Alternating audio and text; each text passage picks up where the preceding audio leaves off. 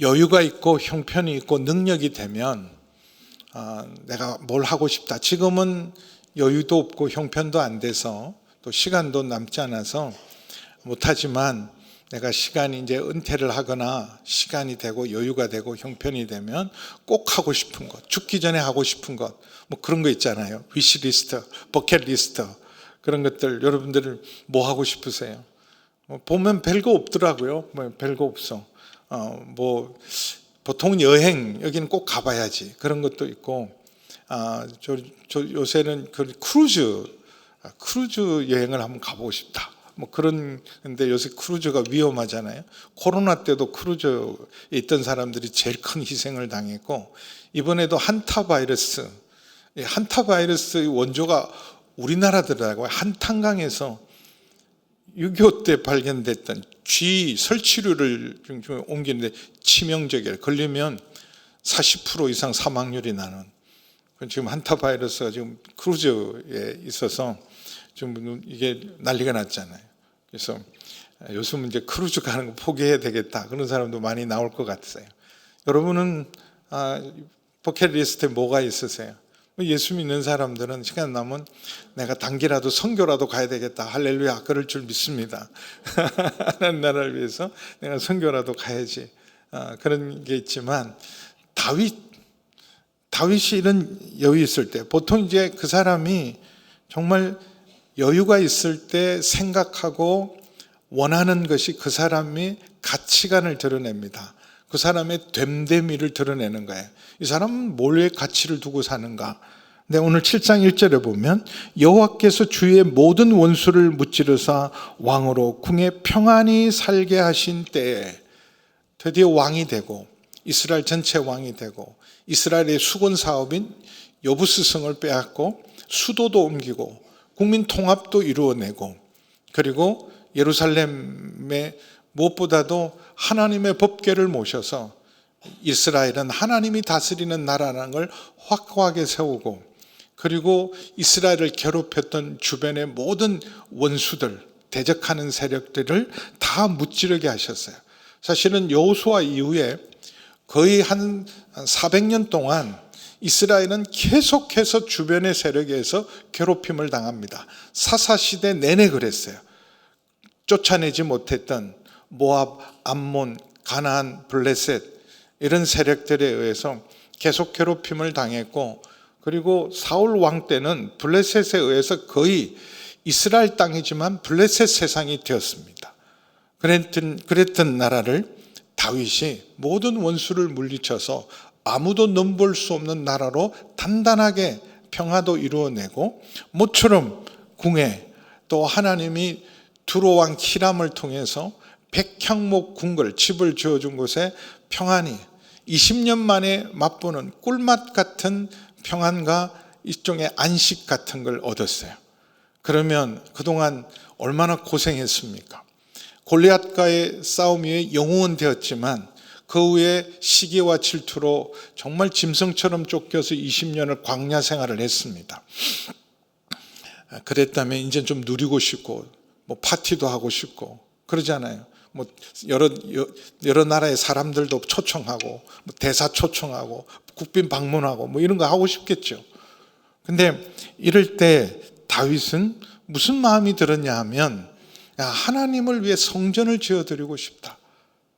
왜냐하면 나는 이렇게 정말 저 양치는 양치기에서 하나님께서 약속하신 대로, 말씀하신 대로 너 왕이 될 거다, 내 마음에 합한 왕이 될 거다, 약속한 대로 왕을 세우시고, 그렇게 이렇게 좋은 집에 내 손으로 짓지 않는 최고의, 그 당시 최고의 이 백향목, 최고의 건축가들을 통해서 돈 한 푼 안 들이고 이런 좋은 집에서 사는데, 하나님은 모세 때부터 지금까지 500년 동안 텐트에 사시는 것, 그걸 보고 감사하기도 하고 죄송하기도 하고, 나는 이렇게 좋은 집에 사는데 하나님은 저기 텐트에 계신 게 마음에 계속 걸렸어요.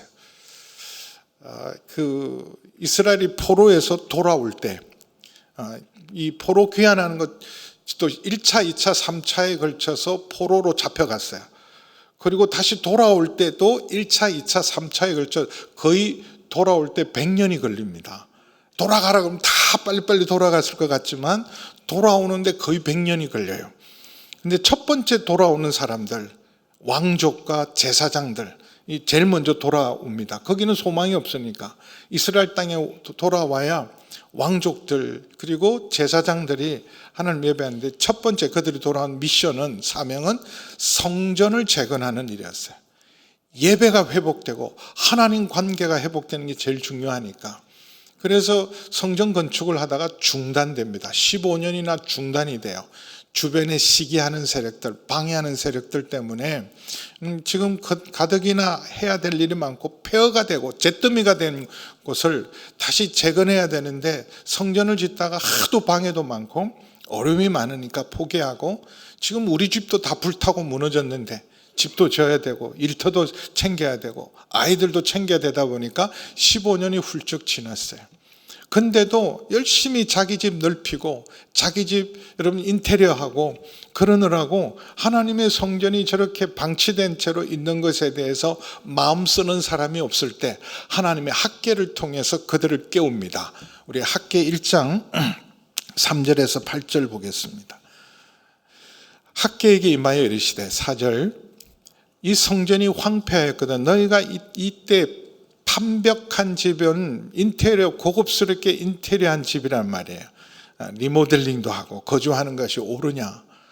그러므로 이제 만군의 여호와가 이같이 말하노니 너희는 너희 행위를 살필지어다.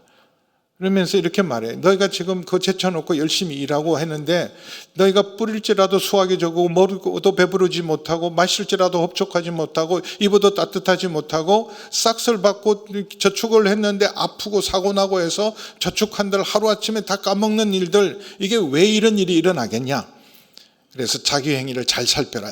먼저 구해야 될 것, 먼저 해야 될 우선순위, 너의 미션은 성전을 재건하는 일인데, 그래서 성전을 건축하라. 그것으로 말미암아 기뻐하고 또 영광을 얻으리라.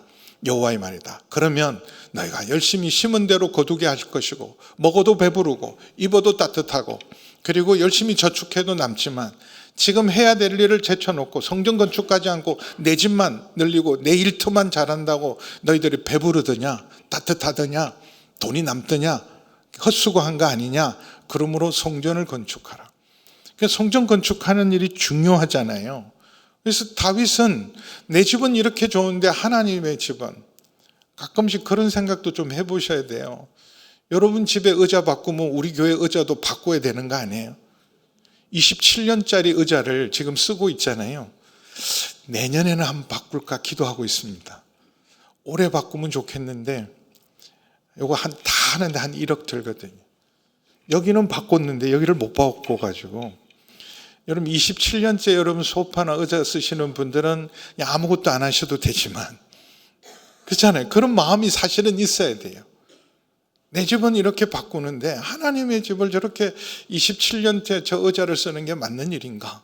그것도 생각해 봐야 돼. 하나님이 그런데 염려하지는 않지만 다윗의 마음에 그런 선한 마음, 법궤까지 모셨는데 제대로 된 하나님의 집을 지어드리고 싶다. 그 마음이, 선한 마음이 들어서 그걸 당장 자기가 능력도 있고 할 수 있는 힘이 있었을 때, 자, 성전 건축하는데 반대할 사람 단 한 사람도 없을 겁니다. 다 왕이 원하는 대로 하시고, 그래도 자기 마음대로 하지 않고 자기 목사인 나단 선지자에게 의논을 합니다. 나단 선지자가 처음으로 등장하는데, 왕이 선지자 나단에게 2절에 보면 볼지어다 나는 백향목궁에 살거늘 하나님의 궤는 휘장 가운데 있어서 하나님의 집을 지어드리고 싶다. 그랬더니 나단이 크게 축복합니다. 기뻐하고, 아니 지금 왕은 하나님께서 왕과 함께 계시는데 그 마음 하나님이 주신 마음 아니겠습니까? 그래서 기꺼이 제가하고 축복을 합니다. 성전 건축을 하십시오. 보통 이제 하나님의 뜻, 이게 하나님이 기뻐하실까? 하나님 뜻이실까? 일반적으로 어떻게 하나님 뜻인 줄 아냐 하면, 진선미는 다 하나님의 뜻이에요.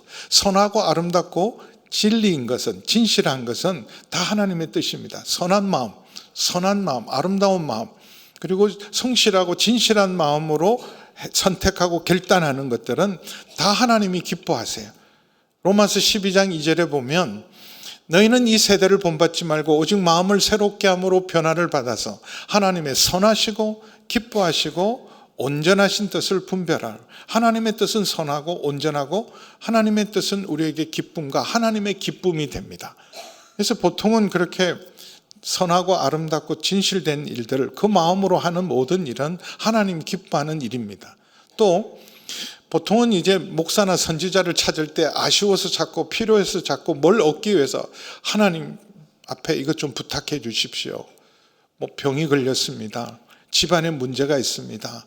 아이들에게 어려움이 있습니다. 다 어려운 일을 가지고 중보를 부탁하기 위해서 목사나 그리고 선지자를 찾잖아요.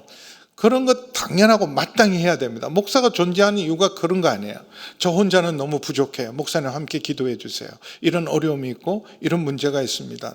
내 힘으로 받아내기는 어려우니까 목사님도 함께 기도해서 응답받게 해주세요. 대부분 그런 것이 많지만 근데 어떤 분들은요, 목사님 찾아와서 이렇게 헌신하기 위해서 찾아오는 분들이 있어요. 헌금하고 싶습니다. 헌신하고 싶습니다. 그럼 그게 하나님 뜻이겠어요? 아니시겠어요? 헌신하는 마음, 헌금하는 마음을 그때 이렇게 헌신요, 잠깐 기도해 봅시다. 이게 하나님 뜻인지 아닌지. 헌금 드리는데 이거 잠깐만 이거 하나님 뜻인지 아닌지 우리 기도해 봅시다. 그런 목사는 거의 없어요. 할렐루야, 할렐루야. 저는 최근에 가장 충격받고 가장 감사했더니 우리 권사님 사탕 하나 빨리 드리세요. 사탕 있는 분 빨리 드리세요. 감사하고 충격받았던 일 중에 하나가 우리 최정기 장로님이 선교사로 헌신한 거예요.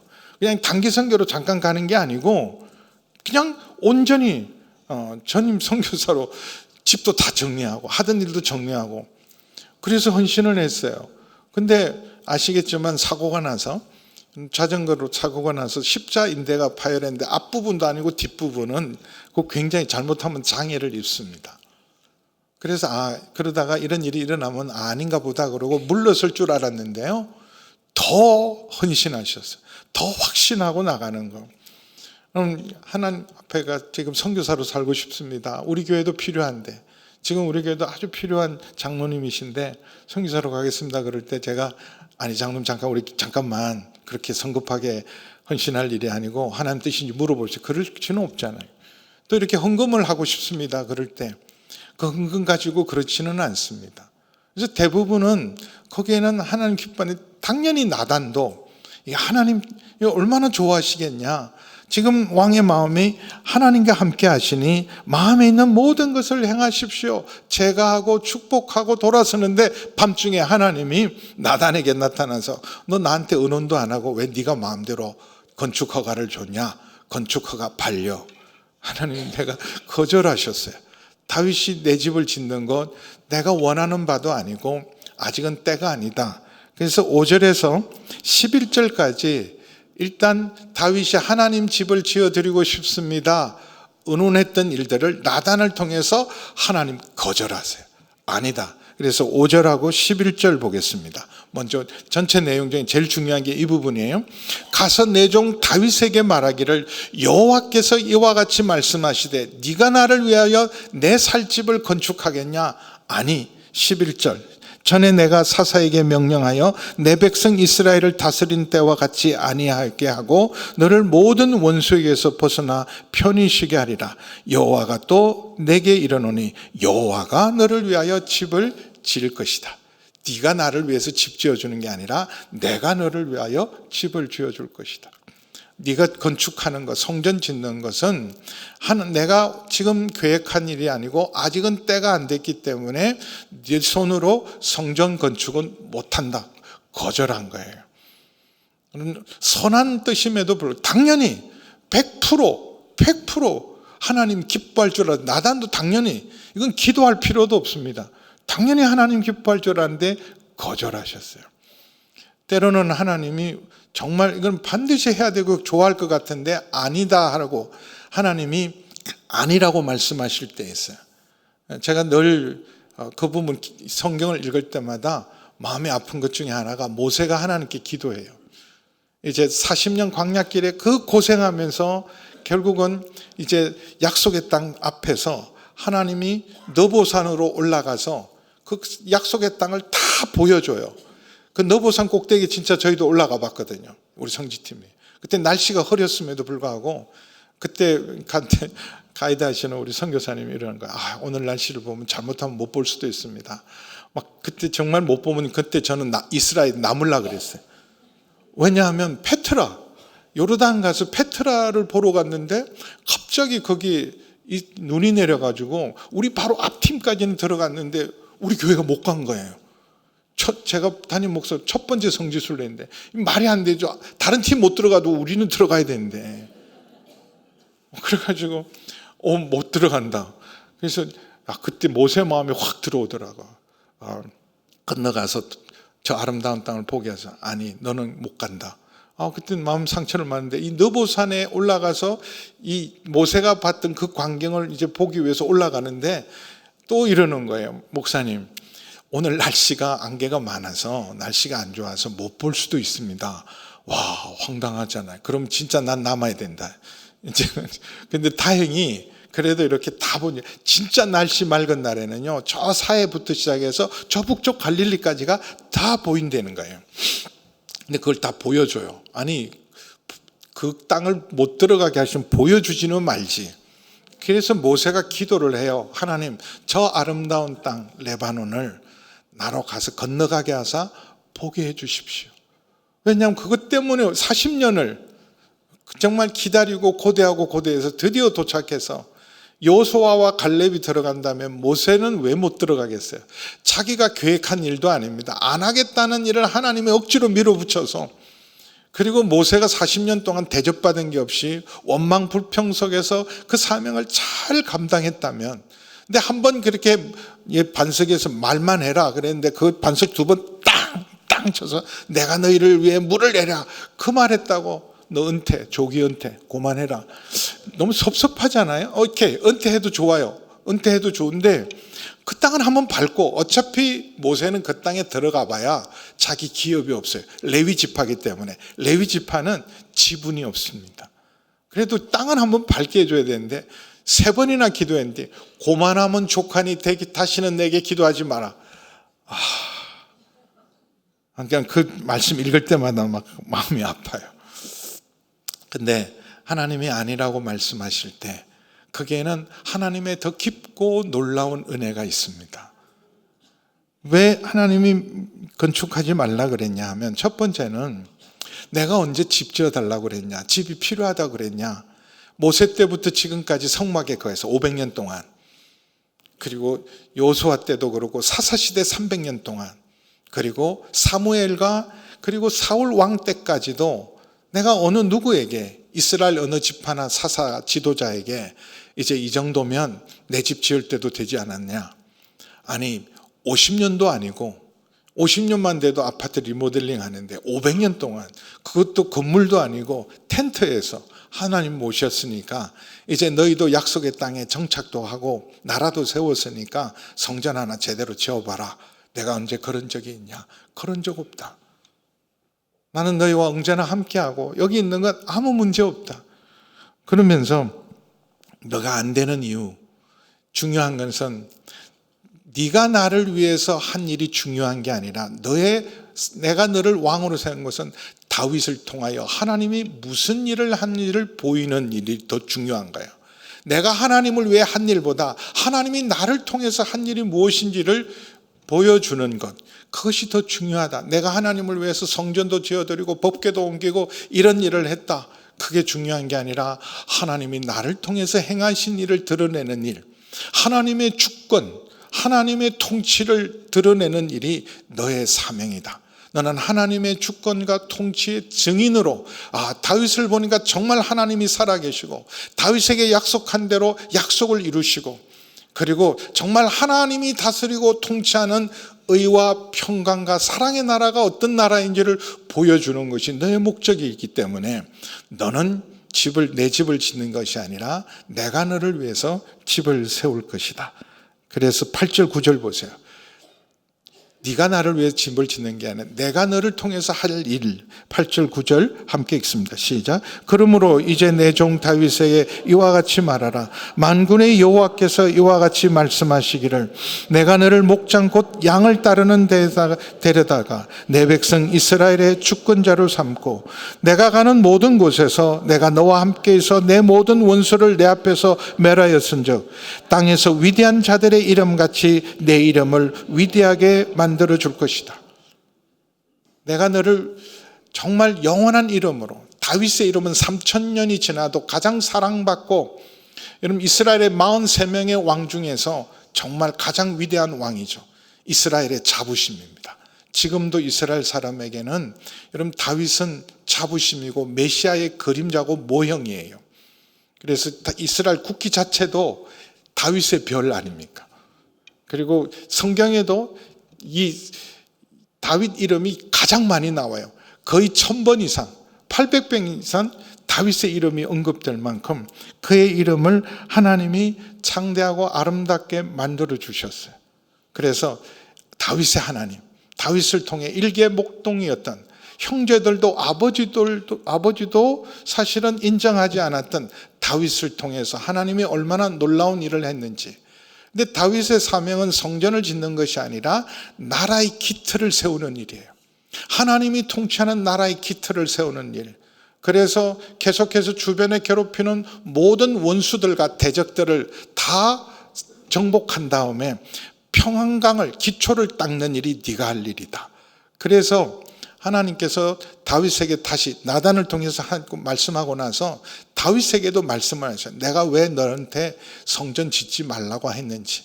학계 시대, 그 포로기 안에 돌아온 어려운 사람들에게 성전을 지으라고 했던 내가 왜 너한테는 그걸 못하게 했는지. 왜냐하면 그때는요, 성전 예배가 회복되고 하나님의 관계가 회복되는 게 회복의 가장 핵심이었기 때문에, 그거 회복이 안 되면 다른 건 다 온전한 회복이 아니다. 예배가 회복되고 성전이 회복되는 게 제일 우선순위다. 그거부터 해라. 그렇지만 지금은 너는 아직도 전쟁을 해야 될 전쟁이 남았다. 다윗은 평생 40년 동안 전쟁터에서 삽니다. 어릴 때부터. 근데 40년 동안 전쟁에서 단 한 번도 패배를 기록하지 않고, 그래서 모든 이스라엘을 괴롭힌 대적들을 다 정복하고 평정하고 이집트도 넘볼 수 없는 탄탄한 나라를 만드는 일이 너의 사명이다. 그래서 이 사무엘 역대상 22장 8절 보겠습니다. 금지한 이유 중에 하나가 바로 이거예요. 여호와의 말씀이 내게, 이게 다윗이 솔로몬에게 전하는 말이에요. 내게 임하여 이르시되 너는 피를 심히 많이 흘렸고 크게 전쟁을 하였느니라. 네가 내 앞에서 땅에 피를 많이 흘렸은즉 내 이름을 위하여 성전을 건축하지 마. 아직 평화가 도래하지 않았다. 완전한 평화가 오기까지는 성전 건축을 때가 아니다. 지금은 나라를 안정시킬 때다. 영원한 터전과 기초를 닦을 때다. 그래서 지금은 물론 다윗이 나라도 전쟁에서 공격하는 모든 괴롭히는 세력을 다 무찌르고 평화를 이루게 했지만 아직도 싸워야 될 싸움이 많아요. 근데 전쟁으로 지쳐있는 국민들, 여러분 전쟁을 하면 이겨도 비용 듭니다. 싸움은 누가 해요? 다 백성들이 하는 거예요. 이제 겨우 전쟁 끝나서 좀 쉴만한데 성전 건축하겠다. 그냥 됩니까? 아무리 예를 들면 다윗이 거의 50%는 내가 헌금한다. 근데 백성들 또 헌금해야 되고 세금 내야 되고 무엇보다도 부역에 또 성전 건축하는 일에 또 참여해야 되잖아요. 아니 그동안 전쟁에서 우리가 얼마나 힘들었는데, 그동안도 지금 다 삶이 피폐해졌는데 이제 좀 살만하니까 또 성전 건축한다고 그렇게 또 헌금하고 헌신하면, 그래서 하나님 지금은 때가 아니다. 그래서 피를 많이 흘렸은즉 네 다음에 올 평강의 왕, 우리 22장 9절에서 11절까지 볼게요. 딱 솔로몬으로 지명합니다. 왜 솔로몬이냐면 평화의 왕이에요. 솔로몬이란 이름 자체가 평화의 왕입니다. 보라, 한 아들이, 다윗에게 20명의 아들이 있었는데 그 중에 11번째 아들인 솔로몬, 죄송해요, 9번째 아들일 겁니다. 보라, 한 아들이 내게서 나리니 그는 온순한 사람이라. 내가 그로 주변 모든 대적에게서 평온을 얻게 하리라. 그의 이름을 솔로몬이라 하리니 이는 내가 그의 생전에 평안과 안일함을 이스라엘에게 줄 것이다. 그래서 솔로몬을 통해서 너의 사명은 성전 짓는 것이 아니라 나라를 튼튼하게, 모든 전쟁의 위협에서 나라를 지키고 대적들을 다 무찌른 다음에 나라의 기초를 튼튼히 닦는 일이고, 그리고 시대마다 지도자마다 자기 역사적 소명이 있는 거예요. 그거 감당하면 됩니다. 나의 사명은 이거고, 그 다음에 넘겨줘서 솔로몬 시대에 평화가 도래했을 때, 피 흘림이 없는 왕이 있을 때, 그때 성전을 재건하게 할 것이다.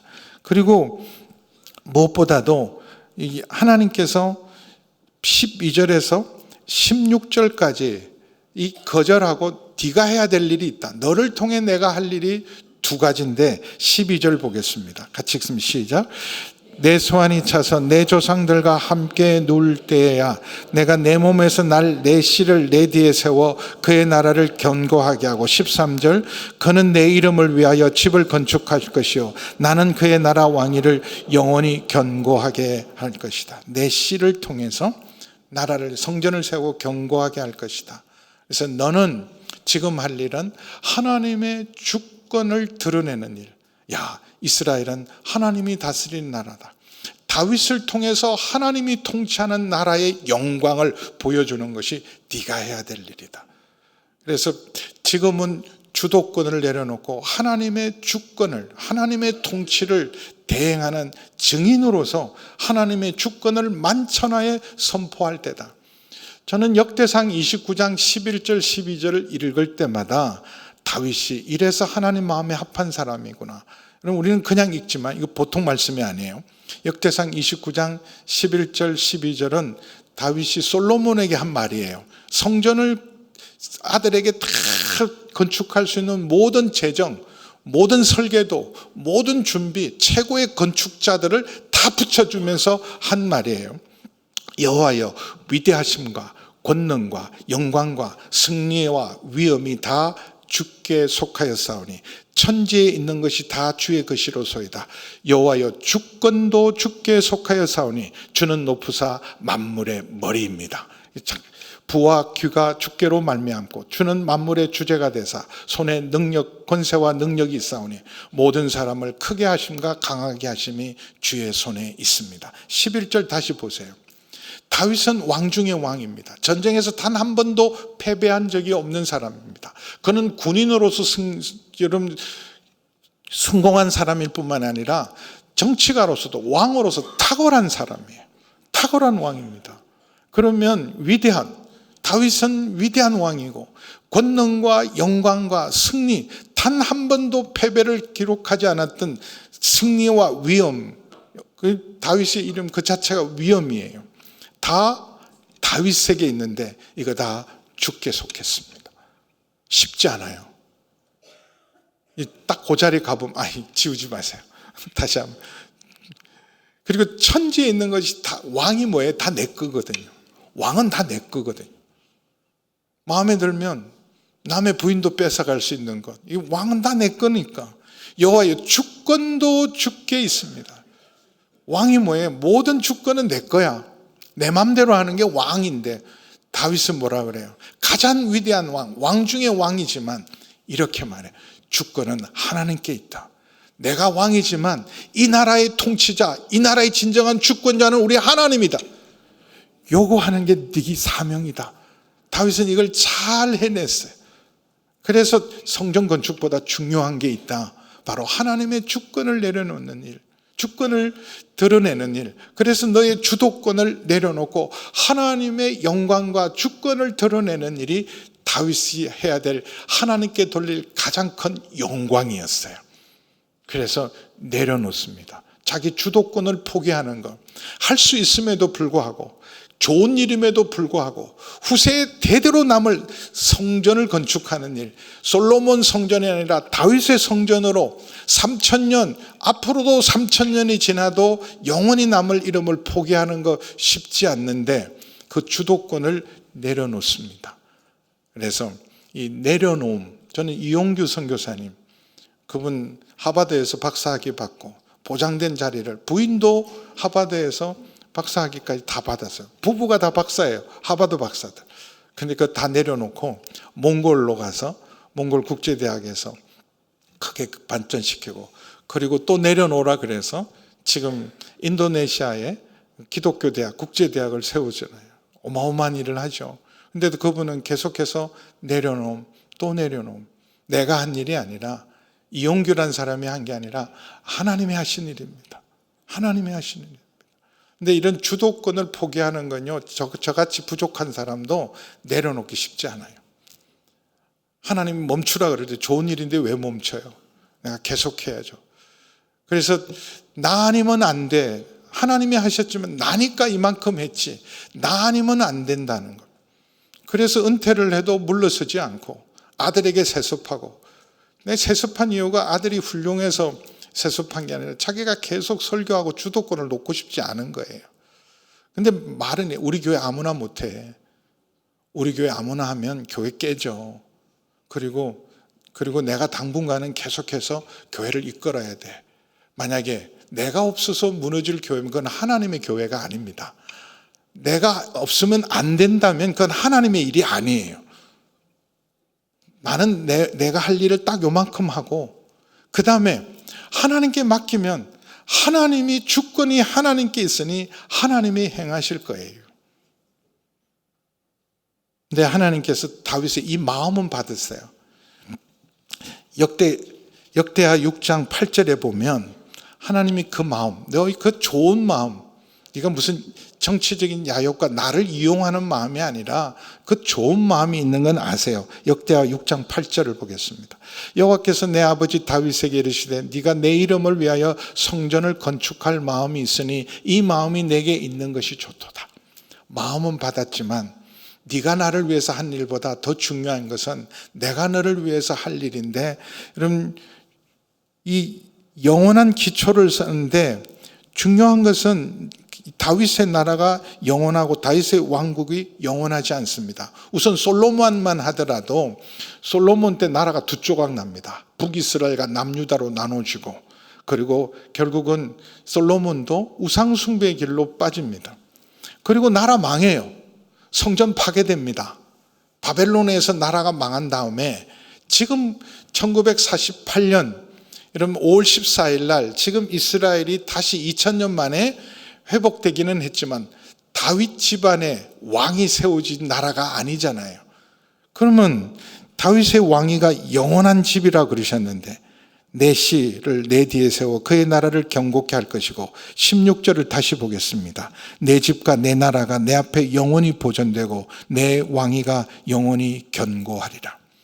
근데 이 12절에서 16절은 굉장히 중요한 예언입니다. 지금까지 다윗을 위해서 하나님 뭘 하셨고 지금 뭘 하셨고 그것도 있지만 앞으로 너를 통해서 할 일이 있는데, 네가 나를 위해서 한 일보다 더 중요한 내가 너를 통해서 할 일인데 메시아를 보내서 영원한 나라, 이 땅에 하나님의 나라를 세울 메시아를 보내서 그가 영원한 왕이 되어서 영원히 통치하는 그 뜻을 너를 통해서 펼칠 것인데, 내 집과 내 나라가 내 앞에 영원히 보존되고 내 왕위가 영원히 견고한 내 몸에서 날 씨, 이 씨가 누구냐면 바로 예수님입니다. 메시아. 그럼 씨에 대한 12절의 내 씨라는 말은 아브라함에게, 1000년 전에 아브라함에게 내 씨를 통해서 천하 만민이 구원을 받고 대적의 문을 얻으리라. 창세기 22장을 보겠습니다. 창세기 22장 16절에서 18절. 이건 아브라함에게 한 말씀이에요. 이삭을 드렸을 때 너 마음을 받았다. 이삭을 드렸는데 하나님 이삭을 죽이지 않잖아요. 네 순종을 받고 그 대신 어린 다른 양을 준비해서, 수양을 준비해서 하나님께 드리게 하면서 아브라함을 축복한 말씀이에요. 네가 나를 가리켜 맹세하노니 내가 이같이 행하여 내 아들 독자도 아끼지 아니했은즉 나도 독자를 주겠다. 내가 내게 큰 복을 주고 내 씨, 아브라함의 자손으로 올 내 씨, 바로 아브라함의 자손이 예수님입니다. 메시아를 크게 번성, 하늘의 별과 같고 바다의 모래 같게 하리니 내 씨가 그 대적의 성문 사탄의 머리를 깨고 인류를 내 씨로 말미암아 천하 만민이, 나라와 족속과 민족과 방언 모든 천하 만민이 구원을 받고 복을 받게 하겠다. 이 씨, 이 말씀을 다윗에게 1000년 후에 또 한 번 재확인한 거예요. 내 씨가, 메시아가 와서 사람이 무너뜨릴 수 없는 나라, 사람의 손으로 세운 나라와 사람의 손으로 세운 성전은 무너진다.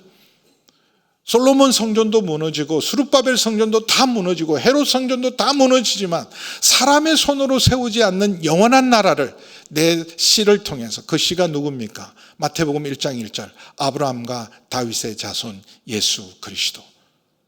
그리고 누가복음 1장 31절 33절을 보겠습니다. 그 씨, 다윗의 자손으로 온 그 씨, 보라 잉태하여 아들을 낳으리니 그 이름을 예수라 하라. 그가 큰 자가 되고 지극히 높으신 이의 아들이라 일컬어질 것이요 주 하나님께서 그 조상 다윗의 왕위를 그에게 주시리니 영원히 야곱의 집을 왕으로 다스릴 것이며 그 나라가 무궁하리라. 이건 솔로몬이나 다윗의 어떤 자손도 어떤 왕도 하지 못하는 영원한 왕, 영원한 통치하시는 진정한 영원한 왕은 예수님이십니다. 그래서 지금 성전 짓는 게 중요한 게 아니라 너를 통해서 하나님 나라의 기초를 세우고 앞으로 예수님을, 다윗의 자손으로 예수님을 보내서 그 예수님이 와야 솔로몬이 아니라 너의 왕국, 너의 나라가 영원한 나라, 영원한 통치가 될 놀라운 약속을 주십니다. 여러분, 우리가 하나님을 위해서 하는 일도 중요하지만 더 중요한 것, 우리는 증인으로 부름을 받았어요. 무슨 증인? 나를 통해서 하나님이 하신 일, 복음의 증인 예수님을, 나 같은 사람. 저는 저를 봐도 얼마나 감사해요. 저는 구원만 받아도 감사한 사람이에요. 저희 어머니가 4살 때 저를 절에다 팔았어요. 그때 막 집안이 너무 어렵고 파묘에서 묘지도 옮겨야 되고 그럴 만큼, 그리고 제 사주팔자가 어마어마하게 안 좋은 사주팔자래요. 그래서 이 아이는 이게 세상에 두면 아주 이 사주팔자가 너무 사납고 힘드니까 아예 이 세상 팔자가 아니라 부처님께 바쳐라. 그래서 저는 진짜 4살 때 부처님, 그래서 스님을 제가 18살까지 아버지라 불렀어요. 고등학교 2학년 때 부적 먹었어요. 부적 태워서. 부처님의 공력으로 대학 입시에 잘 한다고 부적을 태워 먹고 목사된 유일한 사람입니다. 저는 예수 믿는 것만 해도 기적이에요. 그래서 처음 제가 예수님 믿고 신학교 가겠다. 저도 메인바디에서 내가 준비가 안 됐고 안 될 사람인데 다른 길이 없어서 메인바디 했는데, 우리 엄동석 목사님이 그때 담임 목사님인데, 저는 목사 되면 안 되는데 준비가 너무 안 되는 건 너무 아니까, 그럼 너는 목회는 앞으로 안 될 것 같으니까 가면 선교사로 가라 그러셨어요. 진짜 준비 안 된 목사였어요. 그런데 하나님 놀라우시죠. 이렇게 부족한 사람을 통해서 내가 하나님 위해서 뭘 했다. 어떨 때도 저도 꽤 했어요. 미국에서 개척도 해보고 미국의 27개 지역에서 아버지 학교 또 세워보기도 하고, 미국에서 개척교회를 어떻게 한 4개 정도도 했어요. 한 일이 꽤 됩니다. 성전 건축도 되고 많은데, 근데 돌아보면 하나님이 너를 통해서, 저를 통해서 하신 일이 너무나 놀라워요. 증인이라는 건 딴 게 아닙니다. 우리가 하나님을 위해 뭘 했느냐가 중요한 게 아니에요. 47년 동안 하나님이 방주교회를 통해서 행하신 일이 감사한 거지, 우리가 47년 동안 하나님을 위해서 시골교회를 이렇게 뒀고 미자립교회를 이만큼 뒀고 선교를 이만큼 했고 우리가 하나님 나라를 위해서 이만큼 했으면 하나도 안 중요해요. 그건 누구를 통해서 할 수 있지만 우리가 해야 될 고백은 뭡니까? 하나님이 우리 방주교회를 통해서 지난 40년간 하나님이 우리를 사용해 주셨다. 쓰임받게 해주셨다. 농어촌교회를 축복하는 일에 우리를 쓰고 선교하는 일에 쓰임받게 해주신 게 감사하고, 우리 인생 자체가 하나님 나를 통해서 행한 일에 증인 되시는 간증이 있기를 주님의 이름으로 축원합니다. 기도하시겠습니다. 하나님 아버지, 주님 아니라고 말씀하시는 것조차도 그 속에 더 큰 하나님의 뜻과 계획이 있음을 믿습니다. 응답하신 기도도 감사하고 거절하신 기도도 감사합니다. 아버지 하나님, 주님, 우리가 주를 위해서 행한 일이 중요한 것이 아니라 주께서 우리를 통해서 이루실 그 놀라운 일들을 간증하고 찬송하는 저희들 되게 하여 주셔서 복음의 증인으로, 예수님의 증인으로, 하나님 살아계시고 우리 예수님이 온 세상에 주권자이심을 선포하는 증인된 삶을 사는 저희 모두가 되게 하여 주옵소서. 예수님의 이름으로 기도하옵나이다.